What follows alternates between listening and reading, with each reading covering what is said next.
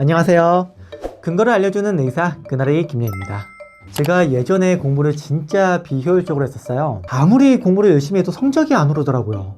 이게 도대체 뭐가 문제인지도 모르겠고, 그렇게 고민을 하다가 공부에 대한 깨달음을 얻었고 성적을 정말 많이 올렸어요. 그래서 오늘부터 제가 의사가 될 수 있도록 제 성적을 비약적으로 올려준 공부법들을 하나씩 소개해 볼 건데요. 그 중에서 가장 기본적인 단권화 전략, 이것에 대해서 한번 얘기해 보도록 할게요. 단권화 전략이란 게 항상 좀 찝찝한 게 있어요. 사실 저도 단권화 전략이 못 믿어서 안 했었는데요. 같은 시험을 준비하는 친구들과 공부했던 내용을 이야기하다 보면은 친구가 갑자기 내가 모르는 것에 대해 말할 때가 있잖아요. 그런 이야기들을 들으면 뭐야, 내가 보는 책에는 그런 거 없는데? 야, 너 그거 어떻게 알았냐? 마치 내가 공부한 내용이 부족해서 시험에 떨어질 것 같은 그런 초점이 느껴져요. 그래서 책 한 권으로 부족하다는 생각에 기본서를 하나 더 사서 보시는 분들도 계실 거예요. 혹은 내가 앞으로 좀 전무직이 돼야 하는데, 아니면은 내가 공무원이 될 건데 모르는 내용이 있으면 안 되지 하면서 소화도 못 시킬 만큼 두꺼운 책이나 원서들을 여러 권 사다가 어깨 힘 빡 주고 책을 이만큼 쌓아두고 공부하기도 해요. 이러면은 벌써 반은 망한 거예요.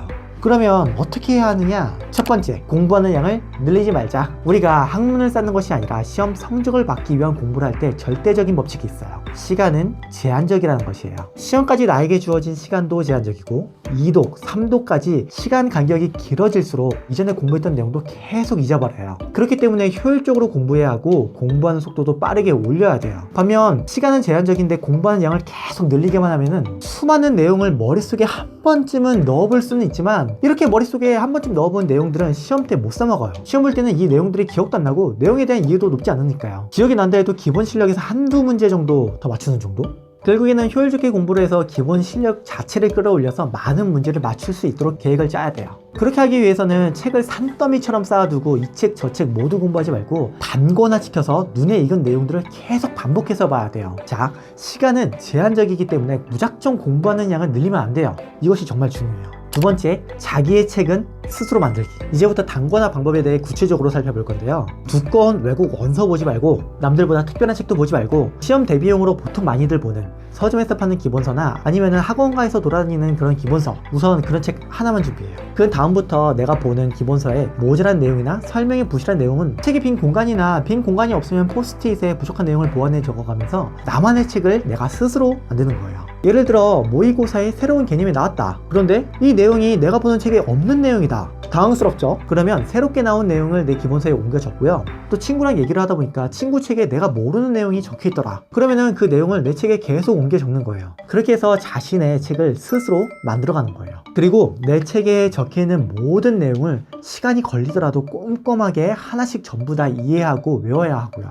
여기까지가 제일 힘들고 시간도 많이 걸려요. 첫 1독, 내 책을 내가 스스로 만들어가면서 모든 내용을 이해하는 것. 이해가 도저히 안 되는 부분에는 일단은 외우고 넘어가도 되고요. 나중에 다시 볼 때 이해가 되는 경우도 많아요. 세 번째, 무한 반복 및 내용 추가. 지금부터는 방법적으로는 되게 단순해요. 여기서부터는 인내와의 싸움이에요. 내가 한번 싹 정리해서 다 이해했던 내용, 전부 다 외웠던 내용은 다시 외울 때 정말 굉장히 수월하게 외워지거든요. 효율적으로 공부하기 위해서는 책 한 권 다 공부했다고 새 책 보지 말고 이를 악물고 같은 책을 무한 반복, 계속 반복해서 보면서 모자란 내용이나 새로운 내용이 보이면은 내가 보는 책에 추가해서 계속 옮겨 적는 것이에요. 마찬가지로 문제집도 양을 계속 늘리지 말고 한 권이라도 완벽하게 푼 다음에 거기에 기출문제나 모의시험을 봐서 추가되는 내용은 해설을 스스로 잘 정리한 다음에 보던 문제집 뒤에 붙여서 계속 다시 보는 것이에요. 그리고 새롭게 이해한 내용이 있으면은 보던 책에 계속 추가해 주는 것이고요. 이것만 다 소화해도 양이 굉장히 많아요. 이렇게 하면은 예를 들어서 한 2-3천 페이지를 처음 정리하며 이해하고 외우는데 한 2-3달이 걸렸다고 하면은 십덕이 훌쩍 넘어가잖아요. 그러면 2-3일 정도면 다 외울 수 있어요. 내 눈에 익은 글씨들은 반복해서 공부할 때는 효율이 엄청 올라가거든요. 그렇게 내가 공부했던 모든 내용을 계속 반복하다가 수일 안에 지금까지 공부했던 모든 내용을 머릿속에 집어넣고 잊어버리기 전에 시험을 확 쳐버려야 돼요. 오늘 내용은 암기 위주의 문과 시험에 해당되는 것처럼 생각이 될 수 있는데요. 저는 이과를 나왔어요.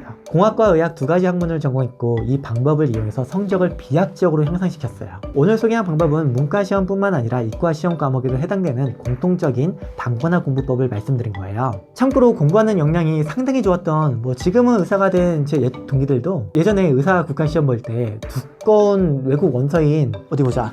아이고 무거워. 예전에 의사 국가시험 볼 때 두꺼운 외국 원서인 해리슨 내과 이거 두 권이에요. 이런 거 안 봤어요. 한 권에 몇 페이지야?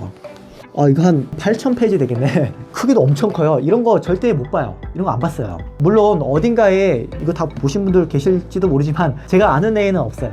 이것보다 훨씬 얇게 정리된 책에다가 모자란 내용들을 계속 추가해서 봐야 돼요. 두꺼운 이런 외국 원서 보면서 학문에 정진하는 것과 제한된 시간 내에 시험 성적을 끌어올리는 것은 다른 이야기니까요. 아무리 공부해도 성적이 안 나오시는 분들은 혹시 내가 약만 너무 많이 벌려두고 취업을 못하는 것은 아닐까, 공부한 내용을 계속 잊어버리고 있는 것은 아닐까 생각해보시고, 만약 잘못된 방법으로 공부를 하고 계셨다면 오늘 내용을 참고해 주셨으면 좋겠네요. 감사합니다. 여기까지 근거를 알려주는 의사 그날의 김연이었습니다.